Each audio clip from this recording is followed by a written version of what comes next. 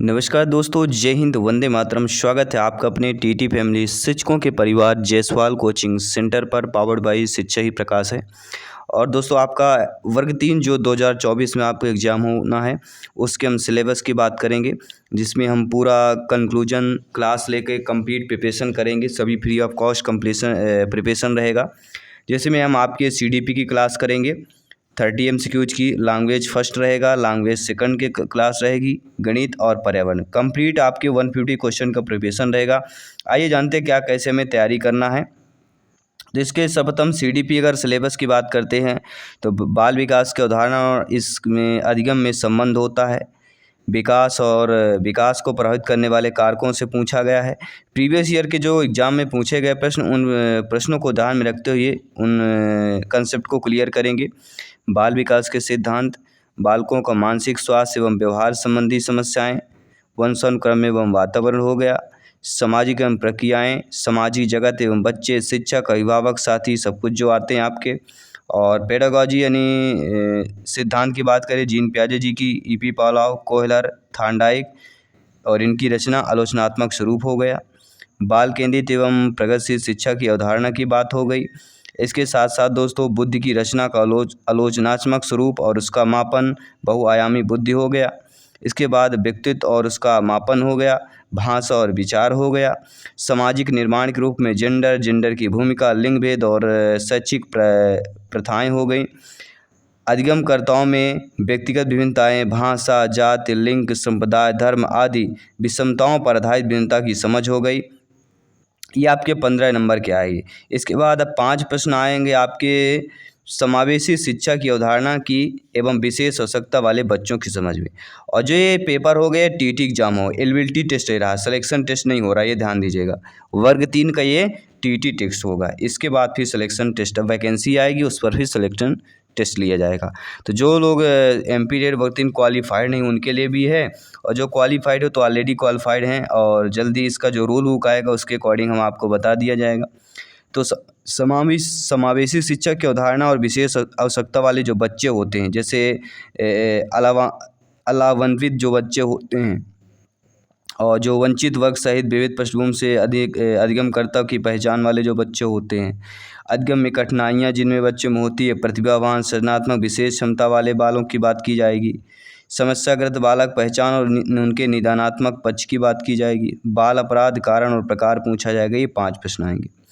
और 10 प्रश्न आपके सीडीपी के आएंगे, अधिगम और शिक्षा शास्त्र पेडागॉजी के आएंगे, जो हम पूरा कंक्लूजन आपको करेंगे कि बच्चे कैसे सोचते सीखते हैं, बच्चे शाला प्रदर्शन में सफलता प्राप्त करने में क्यों और कैसे असफल हो जाते हैं।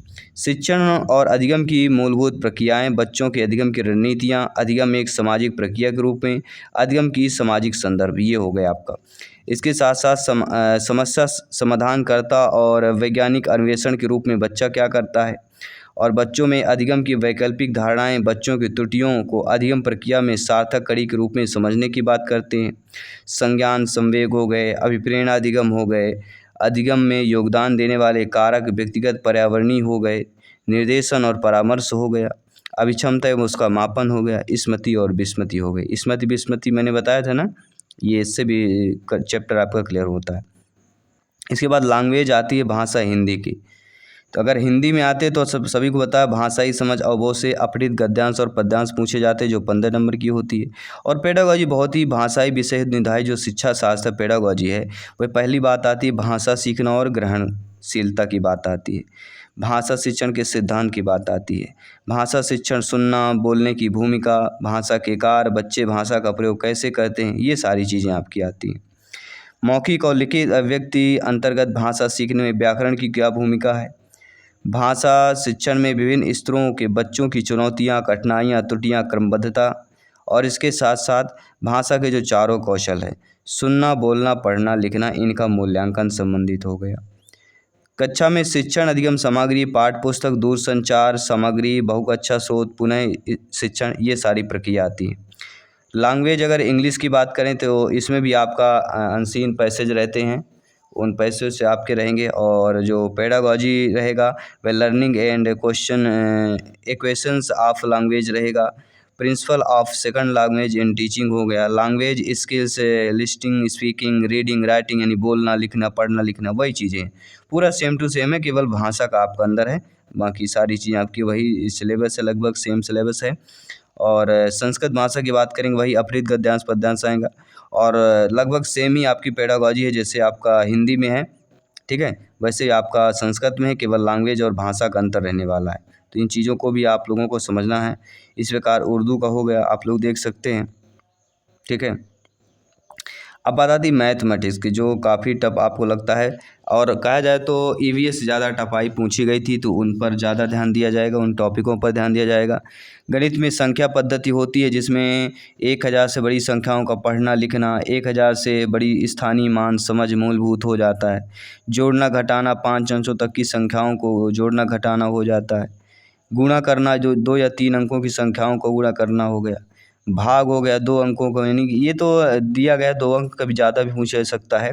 भिन्न का पूरा आना चाहिए, सरलता यानी सिंप्लीफिकेशन जो सरलीकरण के एग्जाम आते हैं, सम भिन्न विषम भिन्न जोड़ घटाना गुणा भाग समतुल्य भिन्न, भिन्न से संबंधित कोई भी प्रश्न पूछा जा सकता है। ये सिलेबस में अब पूरा ये हम कराएंगे, A to Z पूरी क्लास होगी, हर सब्जेक्ट की क्लास होगी और पूरी टीम यहाँ पे गठित की जा रही है।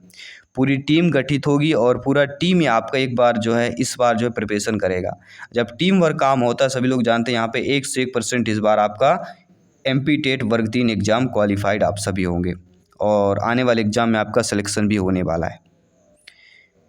इसके साथ साथ जो प्रयोग होती है लंबाई भार आयतन छोटी इकाइयों का संबंध हो गया, बड़ी इकाइयाँ छोटी इकाइयों इनको अंतर हो गया, पैसा लंबाई भार समय अंतराल ये हो गया, मीटर सेंटीमीटर मीटर बदलना, पैटर्न हो गया, ज्यामिति हो गया, ठीक है, वृत्त से संबंधित हो गया, वृत्त त्रिज्या इनमें संबंध हो गया, सरल ज्यामिति हो गया जैसे त्रिभुज आयत वर्ग हो गया, इनके क्षेत्रफल से संबंधित हो गया, परिवेश 2D 3D आकृतियाँ आती हैं, दैनिक जीवन में जो आंकड़े आते हैं वो पूछे जाते हैं, घर के समय में जो AM PM होता है वो पूछा जा सकता है, दैनिक जीवन में घटनाएं जो होती समय का अंतराल यहाँ पूछा जा सकता है, गुणा भाग पैटर्न, सममित पर आधारित ज्यामिति पैटर्न, दंड आलेख के माध्यम से प्रदर्शित कर उसमें निष्कर्ष निकालना, ये सारे आपके सिलेबस में है और ये सब कुछ पढ़ेंगे और सब कुछ एक छत के आपको नीचे मिलेगा यानी TT फैमिली मिलेगा।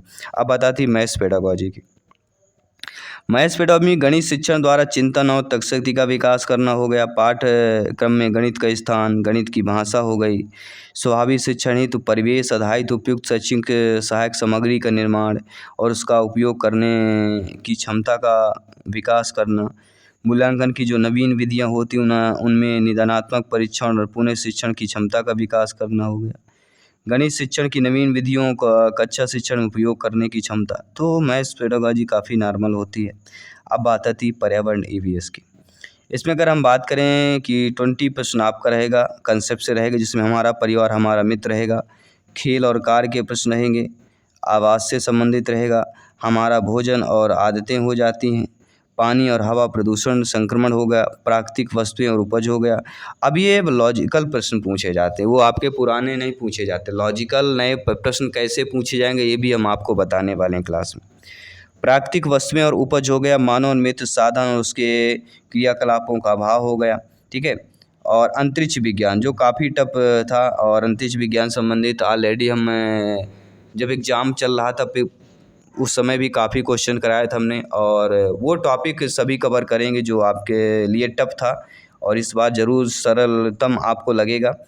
EVS यानी पर्यावरण की पेडागॉजी की बात करें कि पर्यावरण अध्ययन की अवधारणा उसकी अवधारणा हो गई, पर्यावरण अध्ययन का महत्व और समेकित पर्यावरण शिक्षा हो गई, पर्यावरण शिक्षा के सूत्र और इनके दायित्व हो गए, पर्यावरण शिक्षा का विज्ञान सामाजिक विज्ञान में जो सह संबंध होता है इनसे संबंधित प्रश्न हो गया, अवधारणाओं को स्पष्टीकरण हेतु प्रविधियाँ और गतिविधियाँ हो गई, इसके साथ साथ परिवेशी भ्रमण प्रयोगात्मक कार्य प्रोजेक्ट कार्य उनका महत्व हो गया, चर्चा परिचर्चा प्रस्तुतिकरण समूह शिक्षण व्यवस्था ये सारी चीज़ें आ गई।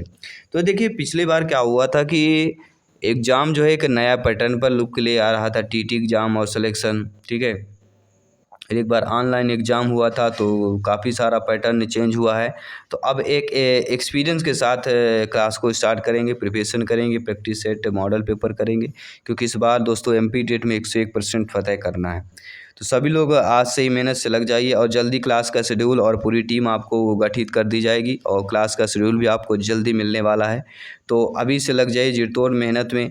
और कैसे हमें प्लान करना चाहिए पूरा, क्योंकि सितंबर में आपका समय दिया गया है, लेकिन एग्ज़ाम मुझे लगता है कि अक्टूबर नवंबर तक जा सकता है, क्योंकि इसके पहले एग्ज़ाम डिले होंगे, वो एग्ज़ाम होंगे, इसके बाद वो आपका एग्ज़ाम होगा। तो आई होप सभी लोग अच्छे तरीके से सिलेबस को समझ लिया होगा आपने। कोई भी डाउट है बेफिक्र आप लोग कमेंट कर सकते हैं, कमेंट का रिप्लाई आपको अवश्य मिलेगा। चलिए नए अपडेट के साथ सभी मिलते हैं। सभी मित्रों को जय हिंद, वंदे मातरम, धन्यवाद सभी का।